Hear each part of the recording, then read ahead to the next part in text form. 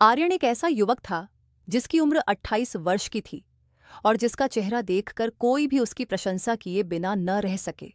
उसका रंग गोरा, आंखें गहरी और काली तथा बाल इतने स्टाइलिश कि मानो किसी सिनेमाई नायक की भांति हर समय तैयार रहते थे।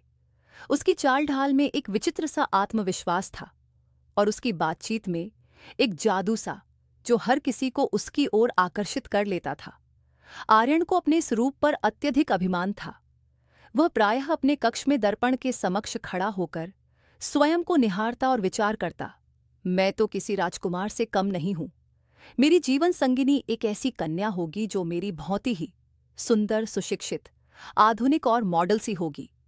आर्यन का एकमात्र स्वप्न था एक ऐसी युवती से विवाह करना जो न केवल आकर्षक हो वरन सुशिक्षित, बुद्धिमान और समाज में उसकी प्रतिष्ठा बढ़ाने वाली हो।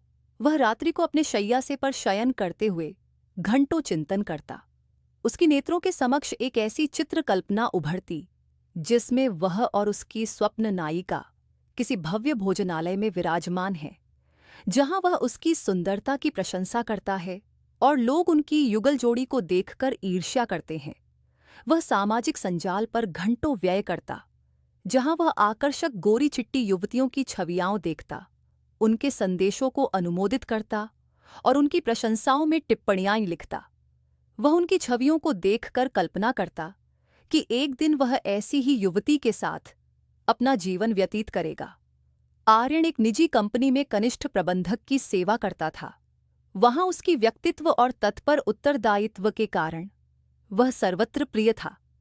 विशेषतः कार्यालय की आधुनिक गोरी चिट्टी युवतियों के साथ वह प्रचुर हास्य परिहास करता। कॉफी विराम के दौरान वह उनके साथ सन्नादित होता, उनकी चर्चाओं को ग्रहण करता और अपनी चमकदार हास्य के साथ उनकी प्रशंसा करता। अरे, तुम्हारा यह वस्त्र तो अद्भुत है, या तुम तो पूर्णतः मॉडल सी प्रतीत हो रही हो। ऐसे वाक्य वह अविरल बोलता रहता। कार्यालय की युवतियां उसकी इन बातों पर हंसतीं और उसकी प्रशंसाओं का प्रतिउत्तर देतीं। आर्यन को प्रतीत होता कि वह इन युवतियों के मध्य का तारा है।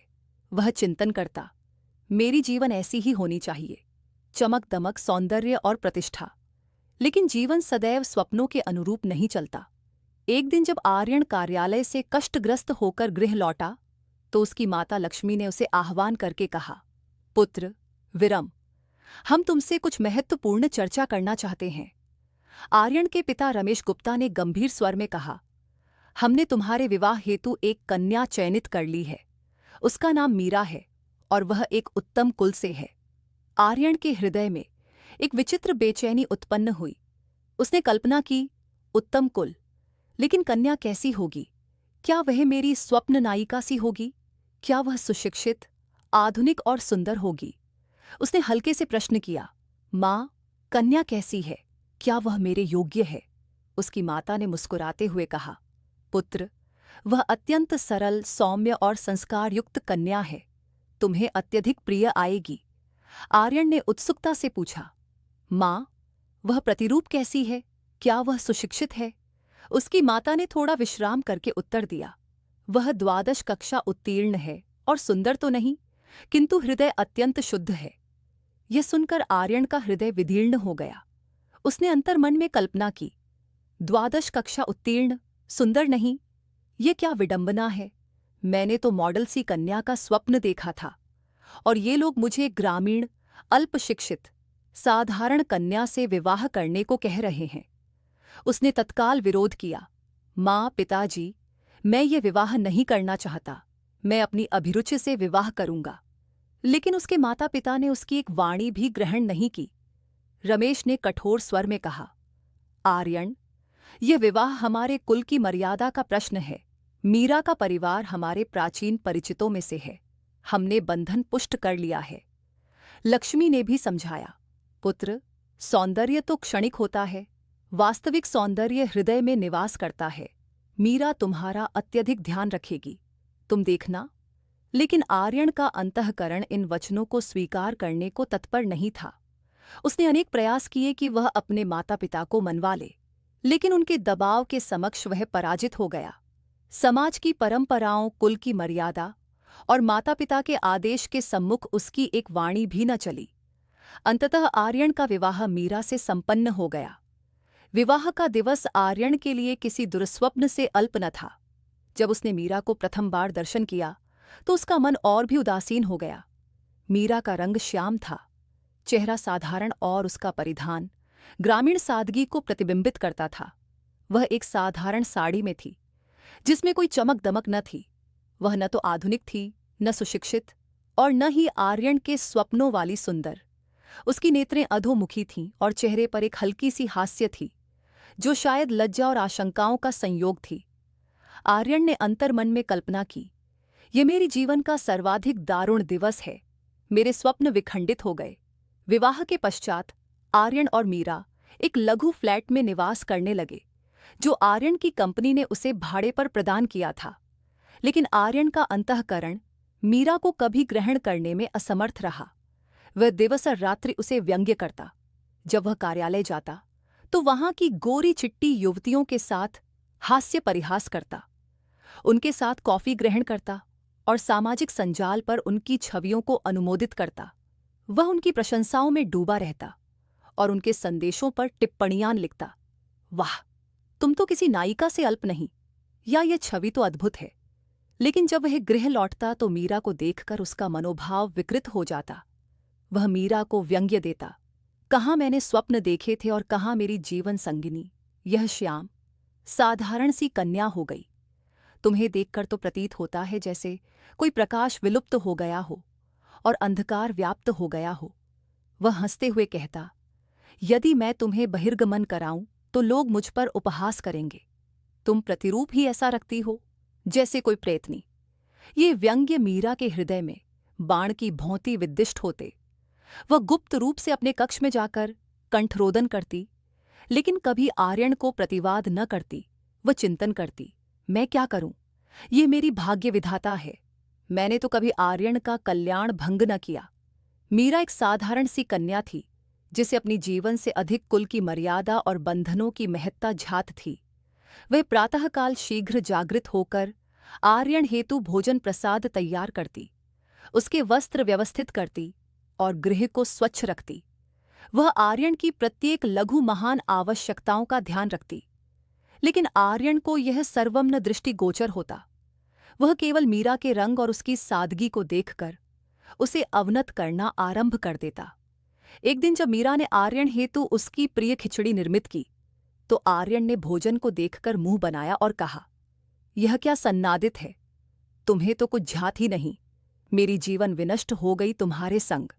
मीरा ने मौनवत शीर्ष नीचा कर लिया और रसोई घर में चली गई।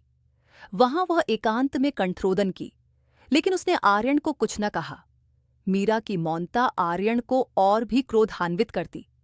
उसे प्रतीत होता यह तो प्रतिवाद भी न करती। कितनी निरर्थक है यह, वह मीरा को और व्यंग्य करता। एक संध्याकाल जब मीरा ने आर्यन हेतु चाय सन्नादित करके लाई तो आर्यन ने चाय पात्र को देखकर कहा, यह क्या चाय भी श्याम निर्मित कर दी? तुम तो सर्वं को अपने रंग से रंजित कर देती हो। मीरा ने फिर भी कुछ न कहा। वह मौनवत पुनः रसोई घर में चली गई और अपने अश्रुओं को सन्नादित लिया। मीरा की जीवन अब एक नियमित क्रम बन चुकी थी। वह प्रातः जागृत होती, गृह कार्य करती, आर्यन हेतु भोजन निर्मित करती और फिर मौनवत अपने दुख में डूब जाती। वह चिंतन करती, क्या मेरा रंग ही मेरी त्रुटि है? क्या मैं इतनी निंदनीय हूं कि आर्यन मुझे कभी ग्रहण न करेगा? लेकिन वह अपने दुख को किसी से अभिव्यक्त न करती। अपने मातृगृह में भी वह अपनी कष्टों को न बताती, क्योंकि उसे भय था कि इससे उसके कुल की मर्यादा पर आघात पहुंचेगा। वह केवल मौन रहती और अपने कार्यों में संलग्न रहती। आर्यन की जीवन दो भागों में विभक्त हो गई थी। एक ओर वह कार्यालय में अपनी आधुनिक गोरी चिट्टी सहकर्मियों के संग हास्य परिहास करता और दूसरी ओर गृह में मीरा को व्यंग्य करता। उसे मीरा की मौनता से सांत्वना प्राप्त होती, क्योंकि उसे प्रतीत होता कि वह उस पर प्रभुत्व जमाए हुए है। वह चिंतन करता, यह तो मेरे समक्ष कुछ बोल भी न सकती। लेकिन मीरा की मौनता के पृष्ठभूमि का पीड़ा आर्यन कभी न समझ सका। वह न जानता था कि उसका प्रत्येक व्यंग्य, प्रत्येक उपहास मीरा के हृदय को और गहन आघात पहुंचाता था। एक दिन जब आर्यन कार्यालय से देर रात्रि लौटा तो उसने दृष्टि डाली कि मीरा ने उसके हेतु भोजन उष्ण करके रखा था। लेकिन आर्यन का मनोभाव उस दिन और भी विकृत था। उसने भोजन को देखकर कहा, तुम्हें केवल यही जात है, भोजन निर्मित करना, वह भी उचित रूप से नहीं। मेरे मित्रों की जीवन संगिनियाओं तो इतनी बुद्धिमान हैं, और तुम तो केवल एक ग्रामीण साधारण सी स्त्री हो। मीरा ने फिर भी कुछ न कहा। वह मौनवत अपने कक्ष में चली गई और अपने तकिए में मुंह सन्नादित करके कंठरोदन आरंभ कर दिया। ऐसे ही दिवस व्यतीत होते गए। आर्यन का व्यवहार मीरा हेतु और कठोर होता गया। वह प्रत्येक लघु महान विषय पर उसे व्यंग्य करता, कभी उसके भोजन पर, कभी उसके वस्त्रों पर, तो कभी उसके रंग पर। मीरा प्रत्येक बार मौन रहती। वह चिंतन करती, शायद एक दिन आर्यन मुझे समझेगा, शायद एक दिन वह मेरे हृदय को देखेगा, मेरे रंग को नहीं। लेकिन वह दिवस कभी न आया। मीरा ने कभी आर्यन को प्रतिवाद न दिया, चाहे वह कितना ही व्यंग्य करे, चाहे वह उसका कितना ही उपहास उड़ाए। मीरा मौन रहती। वह अपने दुख को अपने हृदय में दबा लेती और अपने कार्यों में संलग्न रहती। आर्यन को उसकी मौनता से सांत्वना प्राप्त होती, क्योंकि उसे प्रतीत होता कि वह मीरा पर प्रभुत्व जमाए हुए है। लेकिन मीरा की मौनता के पृष्ठभूमि का पीड़ा वह कभी न समझ सका। उसकी प्रत्येक वाणी, प्रत्येक व्यंग्य मीरा के हृदय को आघात पहुंचाता था। लेकिन वह फिर भी खामोश रही। वह प्रत्येक प्रातः सूर्योदय से पूर्व जागृत होती, रसोई घर में चली जाती और आर्यन हेतु उसकी प्रिय नाश्ता प्रसाद तैयार करती। कभी वह पराठे निर्मित करती, जिन्हें आर्यन को मक्खन के संग ग्रहण करना प्रिय था, तो कभी सादा सैंडविच, क्योंकि आर्यन को कार्यालय में कुछ हल्का भोजन उचित लगता था।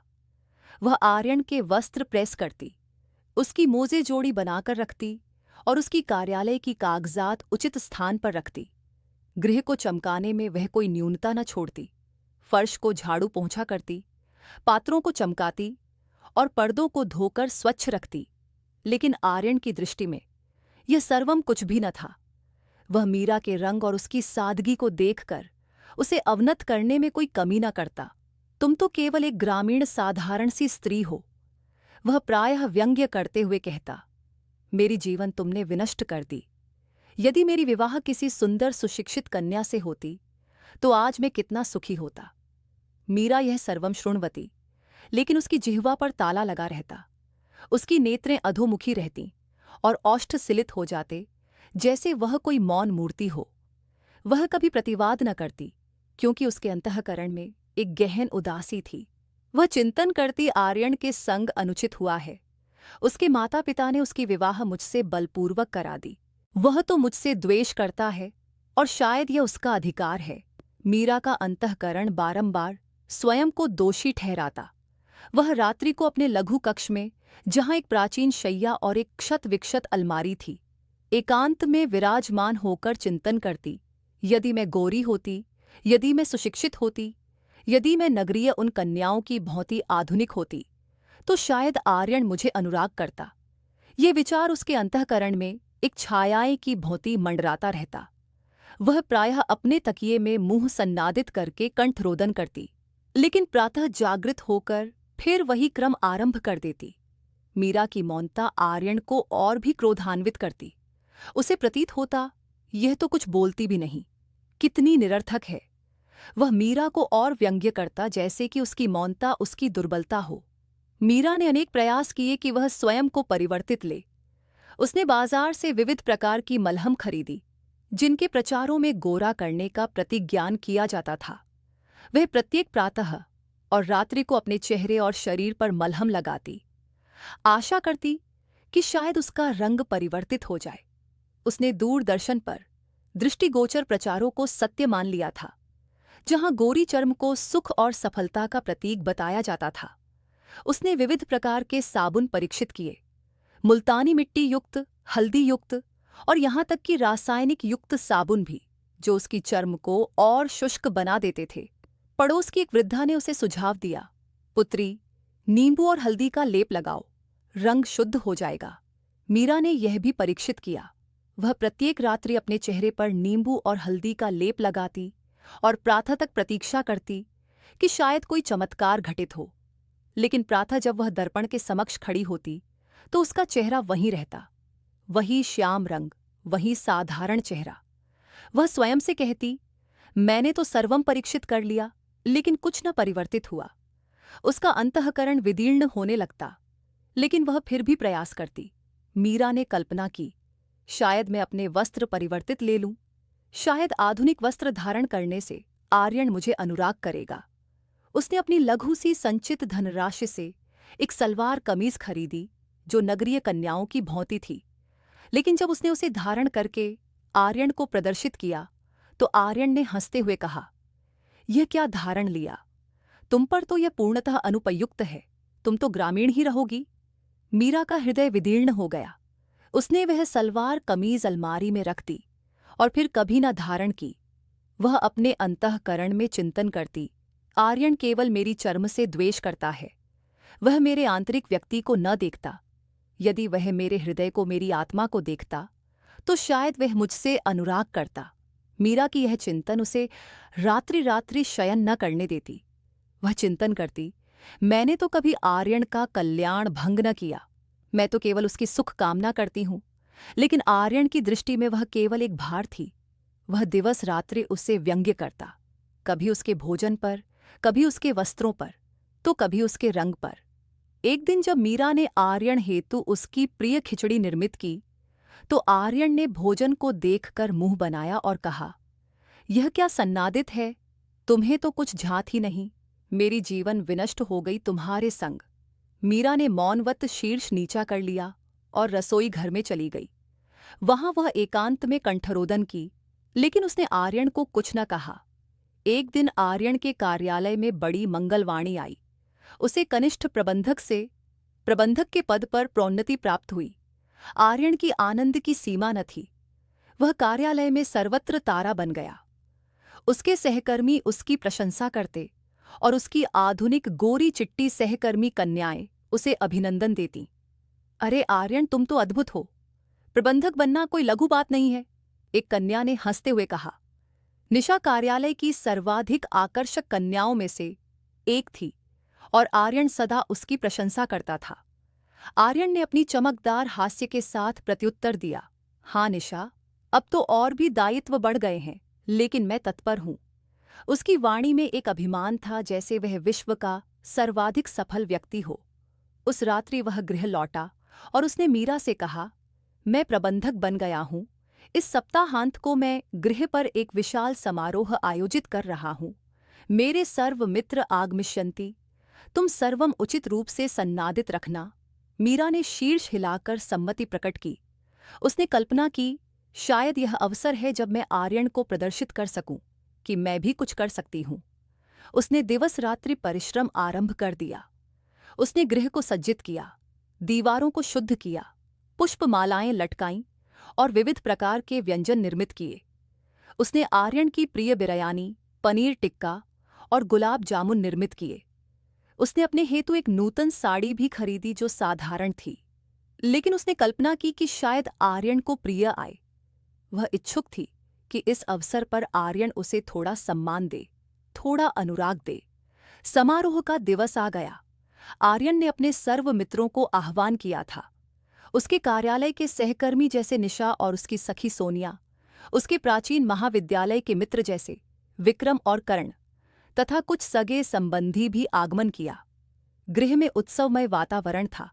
आधुनिक और आकर्षक कन्याएं, जिन्हें आर्यन ने विशेषतः आह्वान किया था, अपनी चमक दमक के साथ वहां उपस्थित थीं।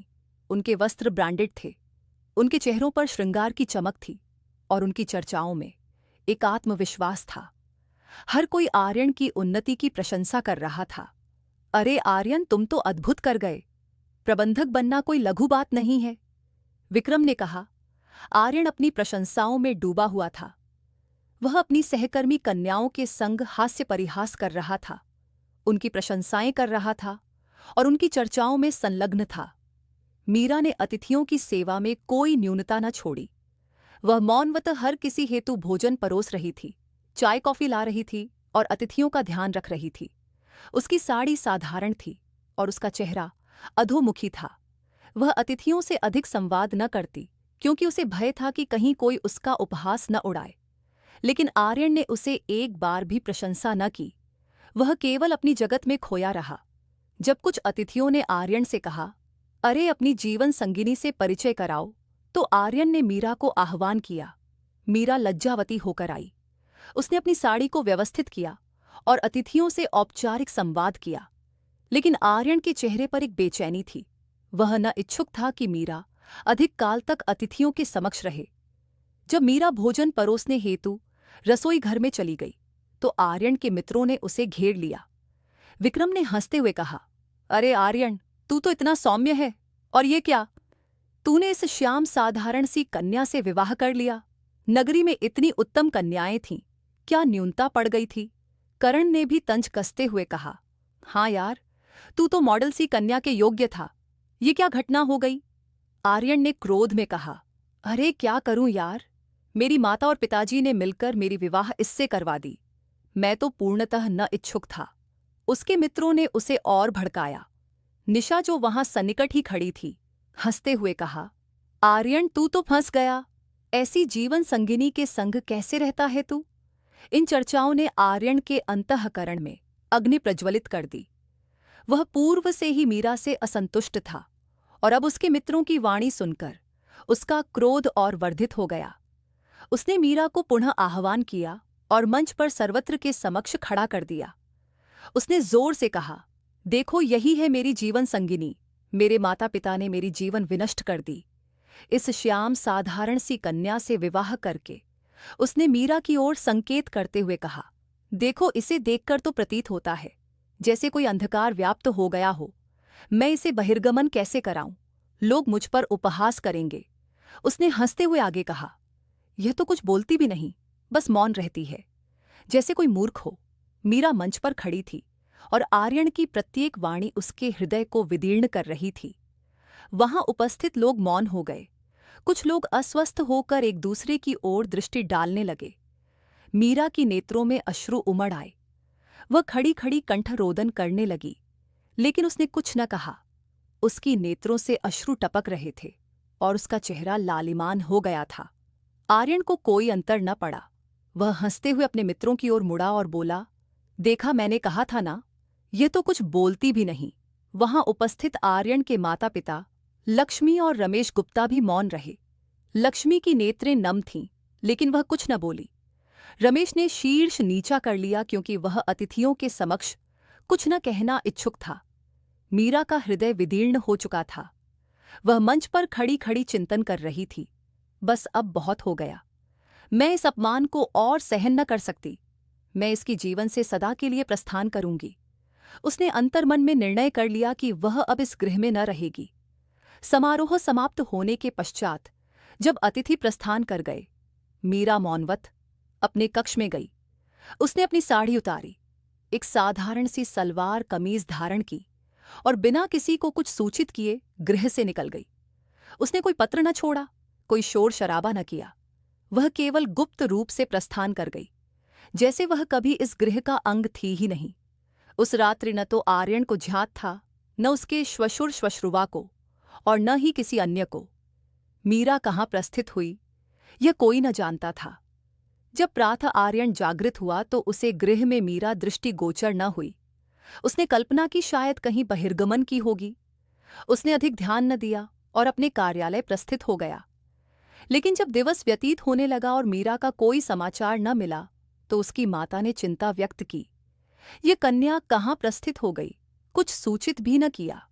रमेश गुप्ता ने कहा, शायद अपने मातृगृह प्रस्थित हो गई होगी। लेकिन जब उन्होंने मीरा के मातृगृह में दूरभाष किया तो वहां भी कोई समाचार न था। मीरा वास्तव में अदृश्य हो चुकी थी। आर्यन को इस बात से कोई अंतर न पड़ा। वह अंतर्मन में आनंदित था। उसने अपने मित्रों से कहा, अच्छा हुआ मेरी जीवन से प्रस्थित हो गई।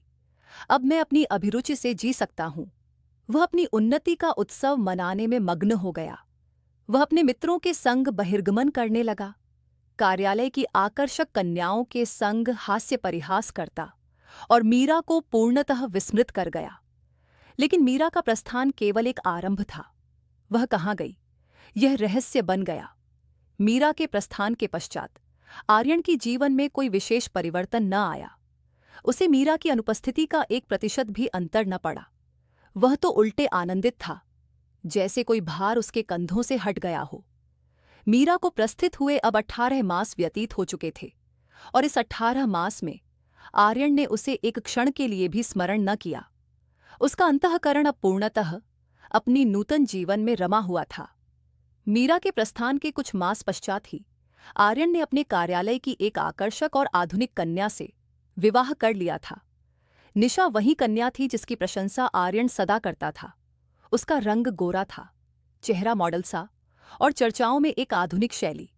आर्यन को प्रतीत होता कि अब उसकी जीवन वही है जिसका उसने सदा स्वप्न देखा था। निशा के संग आर्यन की जीवन रंगीन थी। वह प्रत्येक संध्या अपने मित्रों के संग बहिर्गमन करता, निशा के संग भोजनालय में रात्रि भोजन करता और सामाजिक संजाल पर उनकी छवियां प्रक्षेपित करता। वह निशा की प्रशंसाओं में डूबा रहता और निशा भी उसकी सौम्य व्यक्तित्व की अनुरागिणी थी। दोनों हास्य परिहास में खोए रहते और आर्यन को प्रतीत होता कि अब उसकी जीवन परिपूर्ण है। वह अपने मित्रों के संग विराजमान होकर हंसता और कहता, अब तो मेरी जीवन में सर्वम है।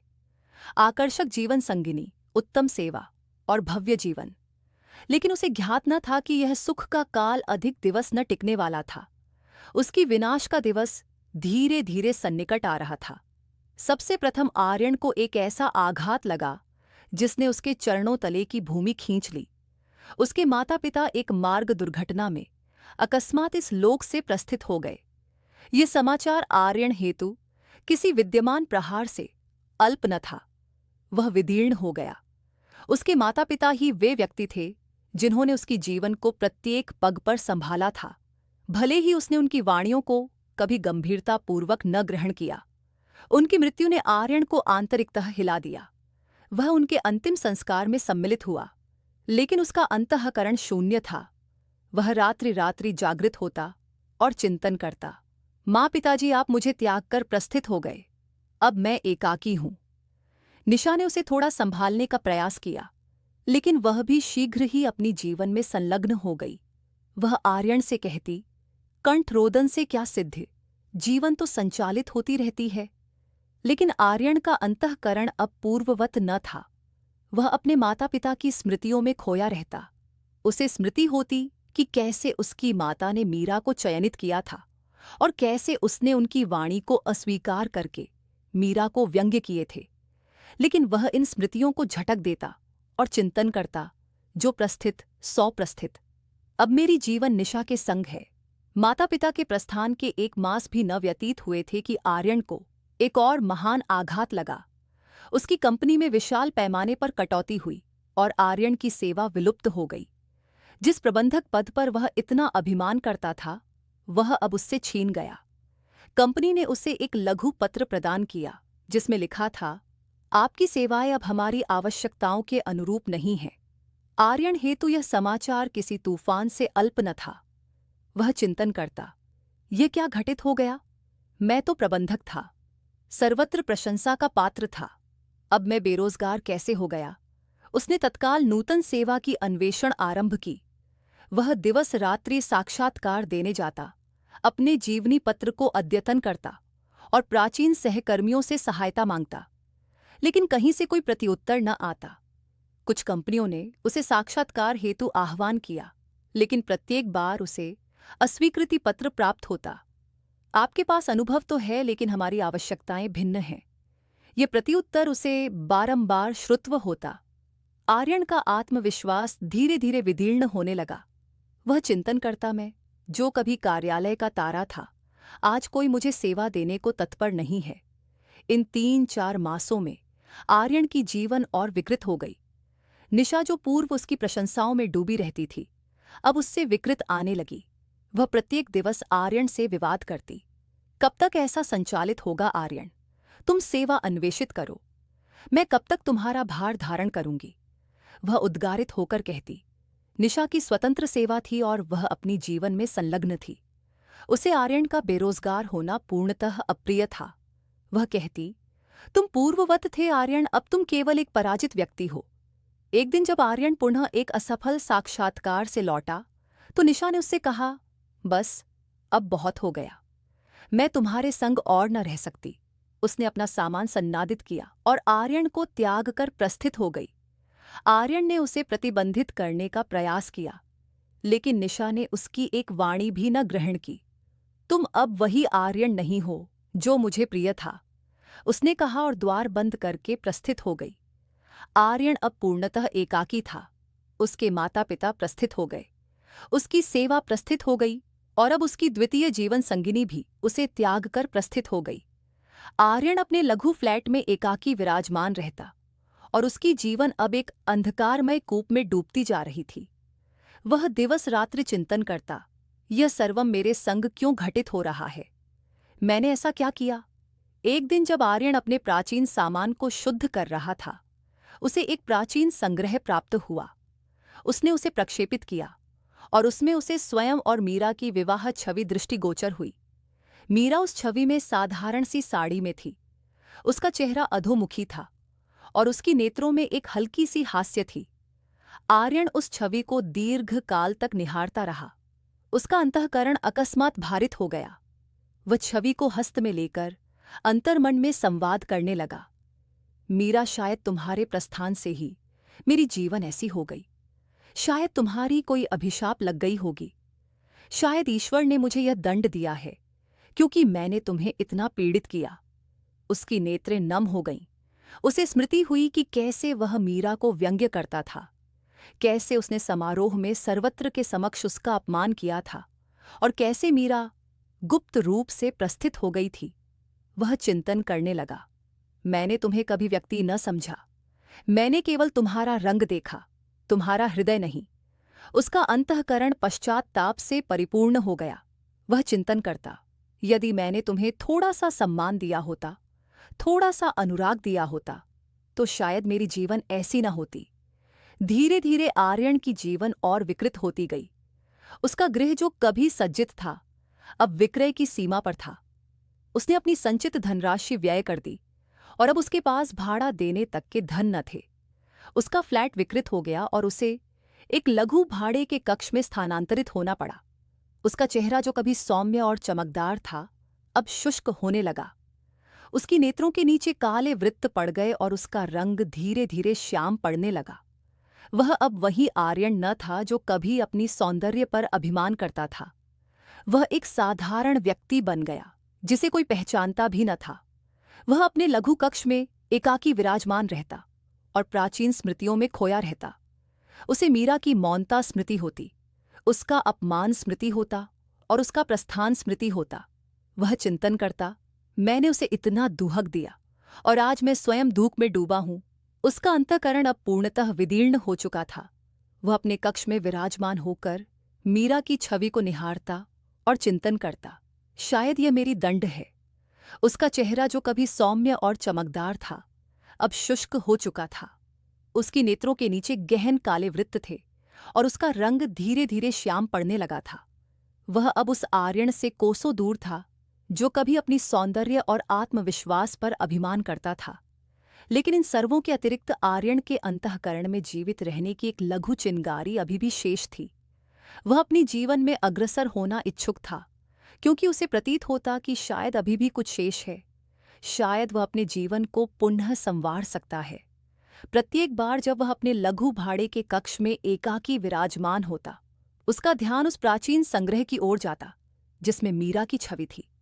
वह छवि अब उसके हेतु केवल एक छवि न थी, वह एक पाठ था, एक दर्पण था जो उसे उसकी त्रुटियों का बोध कराता था। मीरा की वह साधारण सी छवि जिसमें वह अपनी विवाह साड़ी में थी, उसकी नेत्रें अधोमुखी थीं और चेहरे पर एक हल्की सी हास्य थी, आर्यन को बारंबार उसकी त्रुटियां स्मृति दिलाती। वह चिंतन करता, मैंने मीरा को कभी व्यक्ति न समझा। मैंने केवल उसका रंग देखा, उसका हृदय नहीं। मैंने उसे इतना पीड़ित किया, इतना अपमानित किया। यह पश्चात्ताप अब उसके अंतःकरण में गहनतः समाहित हो चुका था। मीरा की छवि ने आर्यन को एक नूतन दृष्टिकोण प्रदान किया। उसने निर्णय किया कि वह अब और भेदभाव न करेगा। वह प्रत्येक व्यक्ति को उसके हृदय से, उसकी आत्मा से देखेगा, न कि उसके रंग या रूप से। वह एक सच्चा व्यक्ति बनना इच्छुक था। उसके अंतःकरण में केवल एक अभिलाषा थी, काश मीरा एक बार मेरी जीवन में पुनः आगमन करे और मुझे क्षमा कर दे। वह चिंतन करता, यदि मैं मीरा से क्षमा याचना कर सकूं, यदि वह मुझे क्षमा कर दे, तो शायद मेरे जीवन को एक नूतन अवसर प्राप्त हो। यह अभिलाषा अब उसके हेतु एक उद्देश्य बन चुकी थी।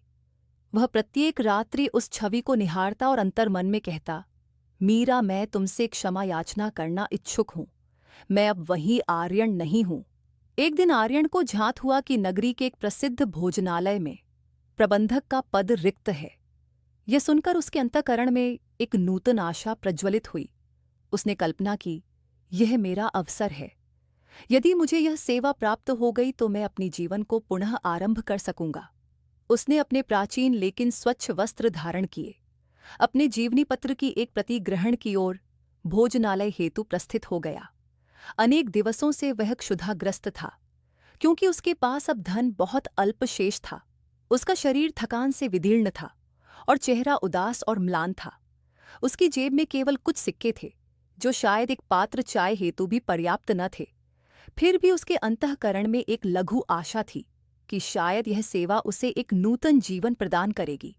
भोजनालय के बहिर्कक्ष पहुंचकर उसने गहन श्वास ग्रहण की। भोजनालय की चमक दमक देखकर उसे अपनी प्राचीन जीवन स्मृति हो गई, जब वह ऐसी ही स्थानों पर अपने मित्रों और निशा के संग हास्य परिहास करता था। उस काल वह इन भोजनालयों में एक भव्य अतिथि के रूप में आगमन करता था, लेकिन आज वह एक सेवा मांगने वाला साधारण व्यक्ति था। उसने अपने वस्त्र व्यवस्थित किए, अपने केशों को अंगुलियों से सन्नादित किया और भोजनालय के अंतःक्षेत्र में कदम रखा। भोजनालय का वातावरण भव्य था। दीवारों पर सुंदर चित्रकला थी, मेजों पर स्वच्छ मेजपोश बिछे थे और हल्की संगीत हवा में तैर रही थी। अतिथियों की हास्य और संवाद की ध्वनियां भोजनालय को जीवंत बना रही थीं।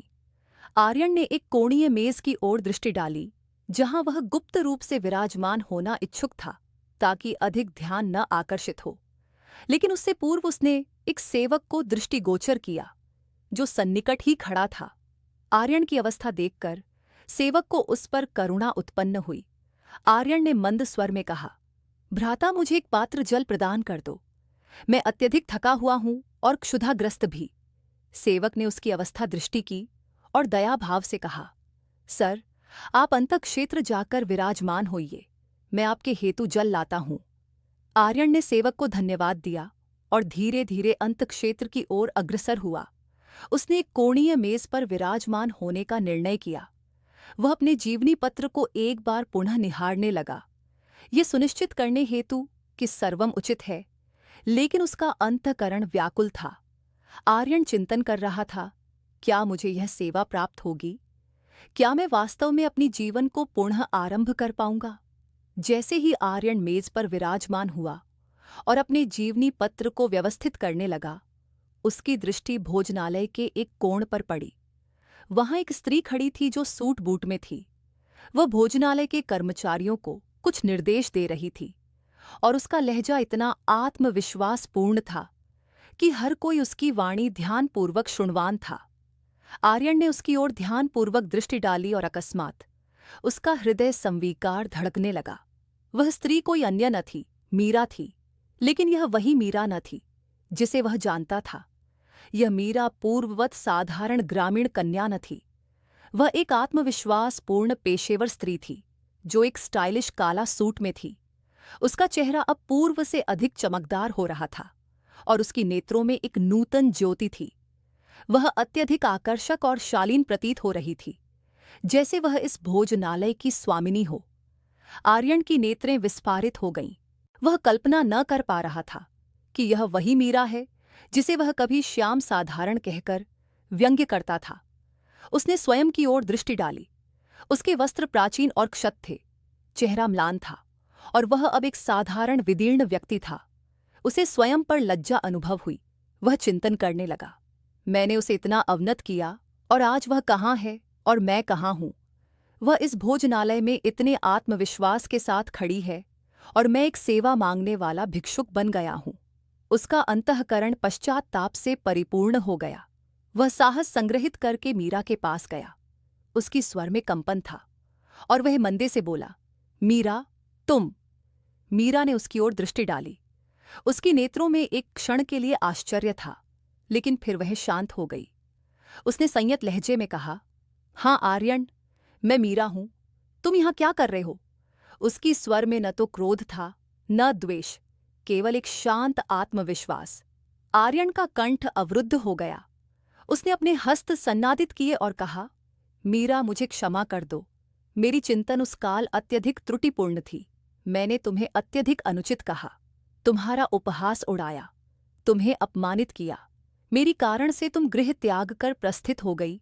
तुम्हारे प्रस्थान के पश्चात मेरी जीवन संहार हो गई, मेरी सेवा विलुप्त हो गई। मेरे माता पिता इस लोक से प्रस्थित हो गए, मेरा गृह विकृत हो गया। मैं अब दर दर भटक रहा हूं। मीरा, मैंने तुम्हें अत्यधिक पीड़ित किया, मुझे क्षमा कर दो। मेरे संग अत्यधिक महान त्रुटि हो गई। उसकी नेत्रों में अश्रु थे और वह बारंबार हस्त सन्नादित करके क्षमा याचना कर रहा था। वह अपने गुत्रों पर विराजमान हो गया, जैसे वह मीरा के समक्ष पूर्णतः समर्पण कर रहा हो। मीरा ने उसे मौनवत निहारा। उसकी नेत्रों में न तो क्रोध था न द्वेष। वह शांत थी, जैसे वह इस क्षण हेतु पूर्व से तत्पर थी। उसने मंदे से कहा, आर्यन, तुम्हारा अनुराग कितना लघु था, तुम्हारी चिंतन कितनी लघु थी। तुमने मुझे केवल मेरे शरीर के रंग तक देखा, तुमने कभी मेरे आंतरिक आत्मा को न झांका। आज तुम स्वयं को निहारो, तुम कहाँ स्थित हो और मुझे निहारो। मैं आज एक स्वतंत्र स्त्री हूं, मैंने अपनी जीवन अपने बल पर निर्मित की है। आर्यन ने पुनः क्षमा याचना की। उसने कहा, मीरा, मैं जानता हूं कि मैंने अत्यधिक अनुचित किया, लेकिन मैं परिवर्तित हो गया हूं। मैं अब वही आर्यन नहीं हूं जो तुम्हें व्यंग्य करता था। मैं एक सच्चा व्यक्ति बनना इच्छुक हूं, बस मुझे क्षमा कर दो। उसकी स्वर में सत्यता थी और उसका चेहरा पश्चात्ताप से परिपूर्ण था। वह बारंबार मीरा की ओर दृष्टि डाल रहा था, जैसे उसे एक अंतिम अवसर चाहिए हो। मीरा ने एक गहन श्वास ग्रहण की और कहा, आर्यन, मैंने तुम्हें अत्यधिक पूर्व क्षमा कर दिया था। मैं तुमसे द्वेष न करती। मैंने अपनी जीवन में अग्रसर होना सीख लिया है। तुम भी अपनी जीवन में अग्रसर हो। उसकी वाणी में एक शांति थी, एक आत्मविश्वास था जो आर्यन को और भी लज्जा अनुभव करा रहा था। उसने प्रश्न किया, मीरा, तुम यहां क्या कर रही हो? तुम इतनी परिवर्तित हो गई हो। मीरा ने शांत स्वर में अपनी कथा सुनाई। उसने बताया कि जब वह आर्यन का गृह त्याग कर प्रस्थित हुई थी, तब उसने निर्णय किया था कि वह अपनी मर्यादा और अपनी जीवन अपने बल पर निर्मित करेगी।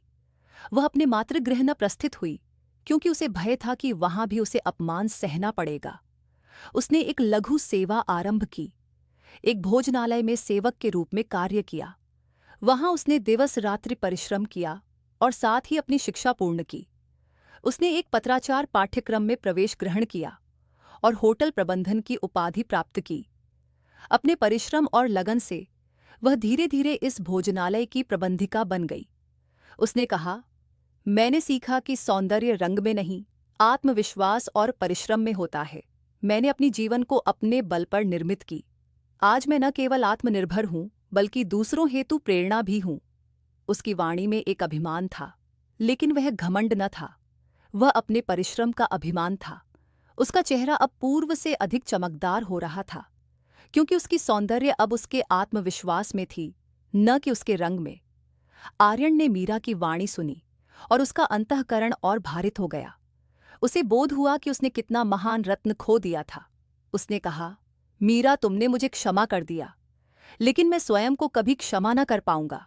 मैंने तुम्हें इतना दुख दिया और आज तुम इतने उच्च मुकाम पर हो। मैं तो केवल एक पराजित व्यक्ति हूं। मीरा ने मुस्कुराते हुए कहा, आर्यन, अब पश्चाताप से कुछ न सिद्ध। अपनी जीवन को पुनः आरंभ करो, परिश्रम करो और एक उत्तम व्यक्ति बनो। उसने एक पात्र जल मंगवाया और आर्यन को देते हुए कहा, तुम यहां सेवा हेतु आगमन हुए हो ना? मैं तुम्हारा साक्षात्कार लूंगी, लेकिन ये मेरी दया नहीं है, ये तुम्हारा अवसर है। यदि तुम परिश्रम करोगे तो मैं तुम्हें सेवा दूंगी। आर्यन की नेत्रें चमक उठीं। उसे विश्वास न हो रहा था कि मीरा उसे इतना महान अवसर दे रही है। उसने तत्काल कहा, मीरा, मैं प्रतिज्ञा करता हूं कि मैं परिश्रम करूंगा, मैं तुम्हें निराश न करूंगा। मीरा ने शीर्ष हिलाया और कहा, ठीक है आर्यन, तुम्हारा साक्षात्कार प्रातःकाल होगा, तत्पर रहना। परवर्ती दिवस आर्यन ने पूर्ण तत्परता के संग साक्षात्कार दिया। उसने अपनी सर्व परिश्रम और सत्यनिष्ठा प्रदर्शित की। मीरा ने उसका साक्षात्कार ग्रहण किया और उसकी परिश्रम से प्रभावित हुई। उसने आर्यन को भोजनालय में सहायक प्रबंधक की सेवा प्रदान कर दी। आर्यन हेतु यह एक नूतन आरंभ था। वह मीरा के अधीन कार्य करने लगा और उसने दिवस रात्रि परिश्रम आरंभ कर दिया। वह भोजनालय के कार्य में पूर्णतः डूब गया। अतिथियों की सेवा करता, कर्मचारियों को निर्देश देता और प्रत्येक लघु महान दायित्व को पूर्ण सत्यनिष्ठा से निभाता। लेकिन जैसे जैसे काल व्यतीत हुआ, आर्यन के अंतःकरण में प्राचीन आदतें पुनः जागृत होने लगीं। वह मीरा की उदारता को देखकर धीरे धीरे मनमानी करने का प्रयास करने लगा। वह चिंतन करता, मीरा ने मुझे क्षमा कर दिया है तो शायद वह मुझसे पुनः अनुराग करने लगेगी। वह मीरा के सन्निकट अधिक काल व्यय करने का प्रयास करता। कभी वह उससे अनावश्यक संवाद करने का प्रयास करता तो कभी उसकी प्रशंसा करता। वह कहता, मीरा, तुमने भोजनालय को अत्यधिक उत्तम रूप से संभाला है, तुम वास्तव में अद्भुत हो। लेकिन मीरा उसकी इन वाणियों को हल्के में ग्रहण करती। वह शांत रहती और कहती, आर्यन, तुम अपना कार्य करो, मैंने तुम्हें सेवा प्रदान की है। इसका अर्थ यह नहीं कि मैं तुम्हारे संग कोई अन्य बंधन इच्छुक हूं। आर्यन के अंतःकरण में एक आशा निर्मित रहती। वह चिंतन करता, शायद एक दिन मैं मीरा को मनवा लूंगा, शायद वह मेरी जीवन में पुनः आगमन करेगी। वह दिवस रात्रि इस आशा में जीवित रहता था। वह मीरा को निहारता, उसकी परिश्रम और आत्मविश्वास को निहारता और चिंतन करता, मैंने इसे पूर्व क्यों न देखा। यदि मैंने उस काल इसका हृदय देखा होता तो शायद मेरी जीवन ऐसी न होती। लेकिन मीरा अब एक ऐसी स्त्री थी जिसने अपनी जीवन को अपने बल पर निर्मित की थी। वह आर्यन हेतु केवल एक सहानुभूति रखती थी, न कि अनुराग। उसने आर्यन को सेवा प्रदान की थी क्योंकि वह इच्छुक थी कि वह भी अपनी जीवन को पुनः आरंभ करे। लेकिन वह यह भी स्पष्ट कर चुकी थी कि वह उसके संग कोई नूतन बंधन न इच्छुक है। आर्यन को मीरा की क्षमा और सेवा ने एक नूतन अवसर प्रदान किया था। वह अब भोजनालय में कार्य करता था और धीरे धीरे अपनी जीवन को संवारने का प्रयास कर रहा था। लेकिन उसके अंतःकरण में मीरा को पुनः प्राप्त करने की एक लघु आशा सदा निर्मित रहती। वह दिवस रात्रि परिश्रम करता, लेकिन साथ ही यह चिंतन करता कि शायद एक दिन मीरा का हृदय जीत लेगा। मीरा दूसरी ओर अपनी स्वतंत्र और आत्मविश्वासपूर्ण जीवन में सुखी थी। उसने आर्यन को क्षमा कर दिया था, लेकिन वह अब एक ऐसी स्त्री थी जो अपने अतीत को पृष्ठभूमि में रख चुकी थी। आर्यन की आशा और मीरा की स्वतंत्रता इस कथा का अंतिम रंग था। एक ऐसा अंत जहां दोनों अपनी अपनी पथों पर थे, लेकिन एक दूसरे हेतु केवल एक पाठ बनकर रह गए। मित्रों, क्या आर्यन क्षमा के योग्य है या नहीं? अपनी मत कमेंट बॉक्स में अवश्य बताएं। यदि आपको हमारी यह वीडियो प्रिय आई हो तो वीडियो को अनुमोदित और चैनल को सन्नादित अवश्य करें। धन्यवाद।